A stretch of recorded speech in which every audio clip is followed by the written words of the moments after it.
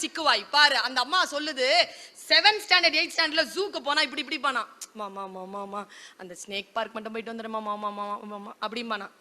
அந்த ரெப்டைல்ஸ் எல்லாம் இருக்குல்லம்மா அங்க போயிட்டு மாமா ப்ளீஸ்மா ப்ளீஸ்மா மானா. ஸ்கூலுக்கு போகும்போது டிஃபன் பாக்ஸ் எடுத்துட்டு போறவன் திரும்பி வரும்போது டிஃபன் பாக்ஸ பாம்பை கொண்டு வருவானா. அதை வச்சுட்டு அடுத்த நாள் காலைல போய் விட்டுருவானா. மறுபடியும் சாயந்தரம் அதே பாம்பை பிடிச்சிட்டு வருவானா. அது எப்படிதான் இவங்கிட்ட வருதுன்னு தெரியல மேடம் அப்படிங்கிறாங்க. அப்படி வந்துட்டு இருந்தது. அவன் +2ல 1180 அப்படிங்கிற அளவுக்கு இந்தியன் மார்க்குக்கு எடுத்திருக்கான். நல்லா படிக்கிற பிள்ளை. அவங்க அப்பா இன்ஜினியரிங் தான் போகணும்னு சொல்லியிருக்காரு.